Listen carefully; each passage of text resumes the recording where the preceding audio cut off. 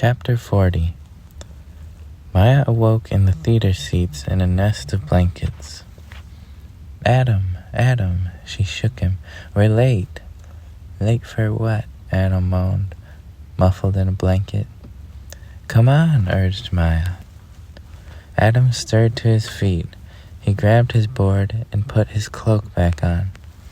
They stepped over sleeping puppets to the area where Zara and the gang were sleeping on the stage. Anastasia rose and woke up the others. The group exchanged goodbyes. Good luck in your war, said Ignatz. We hope you win. Thank you, Ignatz, said Maya. It was a pleasure meeting you. Thanks for the board, man. Ignatz blushed. This thing is a diamond in the rough. You've got some skill. And here is the piles of money, said Zara. How much does clothing cost? He pushed about 800 pounds across the table. This should do it, Adam said, grabbing a couple bills, then a couple more. Goodbye, friends, said Anastasia. If you are ever in the area, don't forget to stop by.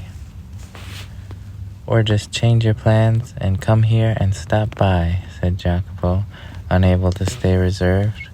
We've never met human riders, said Anastasia, excusing Jacopo. And with that, they left the theater, exiting into early morning light. Okay, pick a store, said Maya. We gotta go. Okay, said Adam. It'll take 2 seconds. Relax. They entered the nearest clothing store.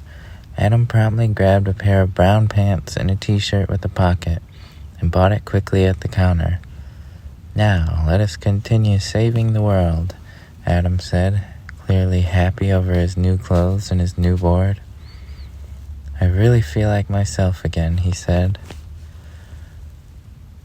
I was getting kind of used to the idea of the dress, Maya jested.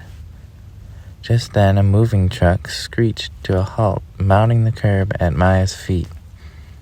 Out came 2 metallic shades of bronze machines in armor. Hissing and spouting steam, they mounted their clanky, loose-leaf metal boards, pursuing the young riders menacingly. What the heck are those? Maya shouted. I have no idea, Adam shouted back.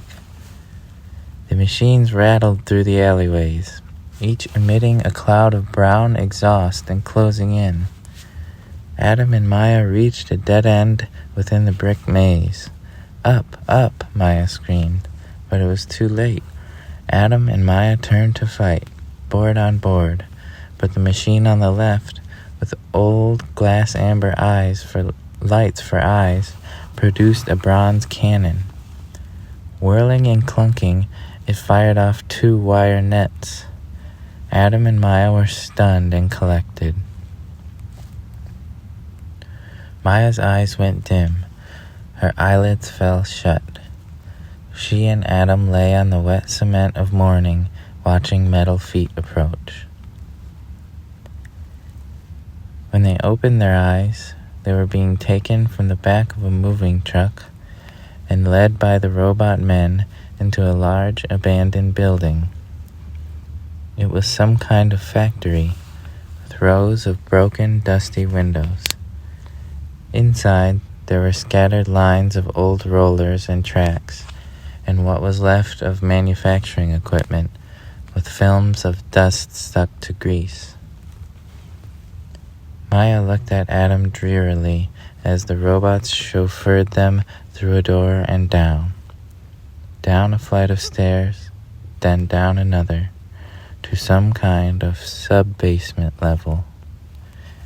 They entered what appeared to be a massive, broad, long boiler room.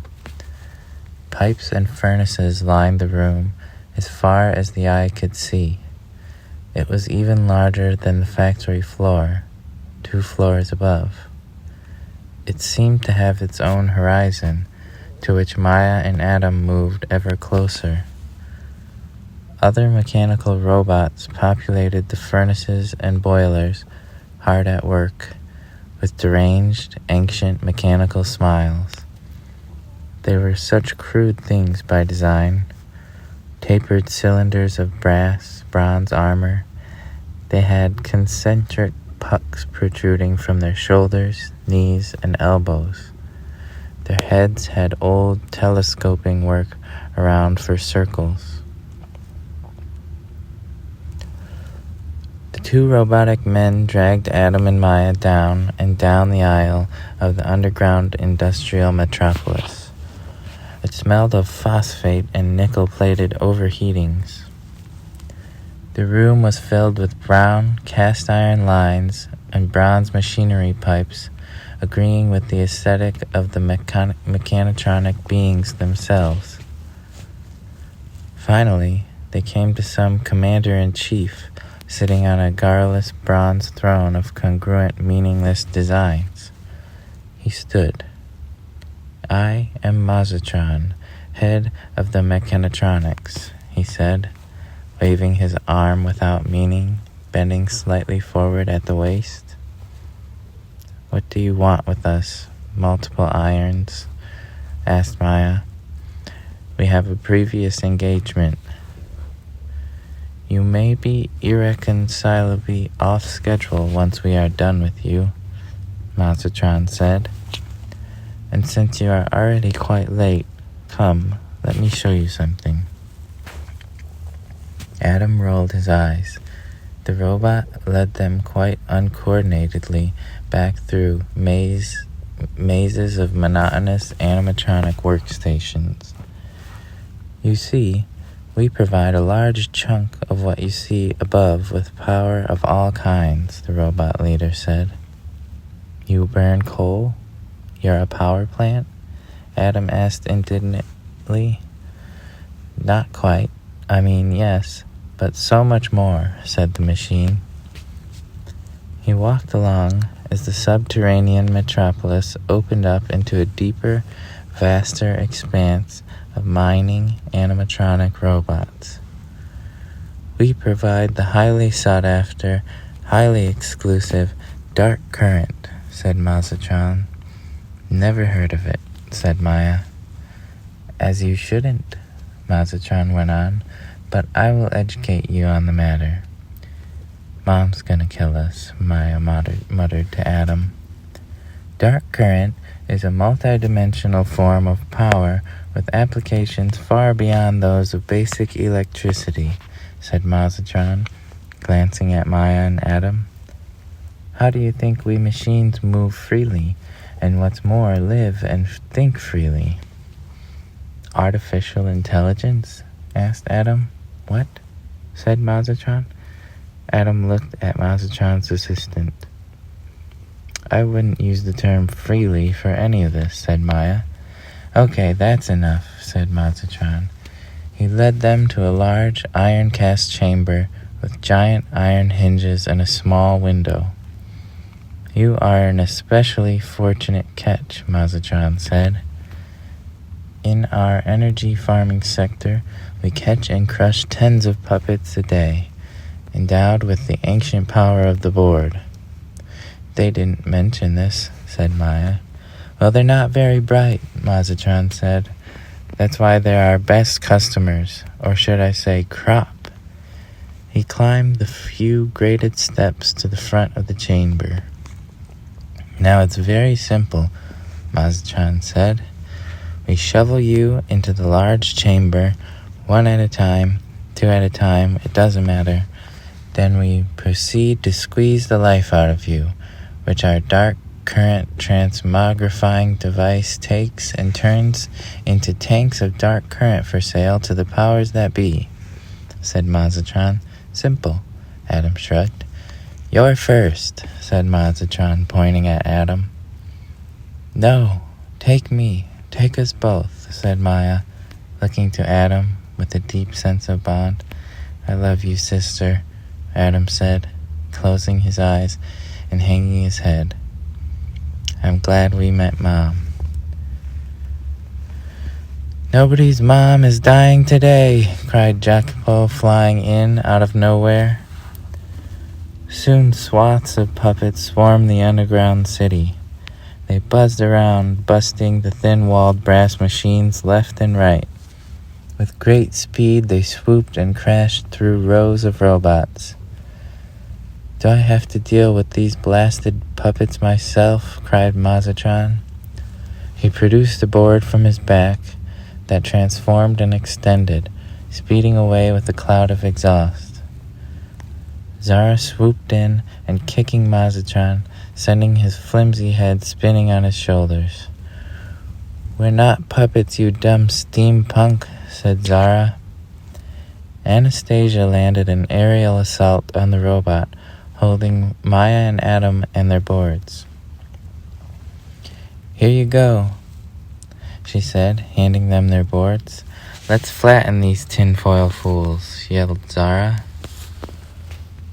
The flock of puppets continued shooting westward and leftward across the room, racking up casualties, sending limb plates flying. Mazatron rolled over. Pulling himself up, he pressed a large button beside a railing. Suddenly, on the other side of the room, a set of doors like jaws retracted open. "You can beat up the workers all you want, but sooner or later you'll have to face the elite," said Mazatron. Rows of soldiers poured out from the housing. The puppets rallied, joined by Maya and Adam, and met the combat robots mid-air in a shard-shattering, splintering crash, sending wood and metal everywhere. These new steambots definitely had thicker shells. The puppets were being depleted. "These guys are tough," said Zara. "At this point, we usually retreat and eat popcorn." Maya looked around at the carnage. Then she noticed something. "Yes," she said. "Go, get everyone out of here." Zara pulled a bell out of a compartment in his torso. The puppets disengaged and sped away laughing. The robots followed close behind. "Maya," Adam shouted. "What are you doing? We had them." "Adam, follow me," yelled Maya as she took off quickly. She sped to the far side of the room and the wall overhanging an area of certain stations. "Robots build more robots," Maya said. "I'm sick of these animatronic maniacs." Adam was slightly aghast. He looked at the fleeing puppets nearing the exit. "Now help me tip these pots," Maya shouted. She started pushing with her flat board sideways, powering through and tipping over the pot. Molten orange magnesium iron started spilling forth, and Adam immediately sped to the other wall and started tipping pots. Mazatron descended upon them whirring and smoking. "Do not touch," he said, as he knocked Maya into the wall. Adam came to her aid, but in his mechanical rage, Mazatron shoved him, using his momentum, throwing him into the wall. Maya and Adam lie on the ground beside each other, physically injured, molten metal drawing nearer. "I do not like the loss you have imbued upon my operation," said Mazatron, growing sinister with anger. Suddenly, 1 puppet, 2 puppet, 3 puppet, 4. Back and forth they strike. Anastasia, Zara, Jacopo, Ignatz, coming to the rescue again, leaving Mazatron bent and broken, sparking and twitching, trying to get up. "And I don't like how many of my friends you turned into phone bills," said Anastasia. Adam and Maya got up. Mazatron was slowly beginning to be consumed with molten lava. "The dark boards cannot be stopped," said Mazatron, eroding. "My operation is but a silver-level donor to the well-oiled machine deeply entwined within our world." "What do you know?" said Zara. "You're just a puppet." As Mazatron was devoured by the glowing, molten metal, his old amber headlight eyes powered down for the last time. "We're not done here," Maya said, mounting her board. "Tip the pots, all of them." Adam and the group tipped the pots of the molten mixtures. The rest of the wooden beings made it out safely to the exits. The remaining robot army turned on Maya. She tipped one more pot. "Okay, let's get out of here," said Maya. "Adam, pull these plugs." Adam looked around, searching for some kind of plugs. She started pulling massive cables from the ceiling, dislodging and disconnecting the cords. Adam did the same on the other side. "Now go, go, it's gonna blow," Maya shouted, corralling Adam towards the exit. They reached the exit just in time. Maya made sure everyone was out. She looked back once more at the metropolis. The cables of dark current came down, emitting black-white sparks and white-blue bolts, purple flashes, crashing down into the molten lava rivers, metal chemical running. The reaction was beyond catastrophic. "Let's go," Adam shouted, looking through the door. The 6 of them blasted up the stairs and out the broken windows of the upper factory as it exploded into a black cloud of black and orange and purple billowing smoke. "Well," said Anastasia, floating on her board, "we won't be hearing from them again." "You forgot to mention the animatronic army that hunts puppets like animals and juices them for power," Adam said, looking at the smoke. "I forgot," Zara said. "Yes, I try not to dwell on it." Adam and Maya looked at Zara. They were our younger, evil cousins," Zara said. 100 years our junior, they were made when metals and industrial revolutions were all the rage. We avoided any recognition. Low profile, Jacopo interjected. They were employed, manipulated by, I don't know, shadowy guys in hoods. I don't pay attention, said Zara. We fly, they catch us. We eat popcorn. Life goes on. It's over now, said Anastasia, looking at the smoking building. Let's go home.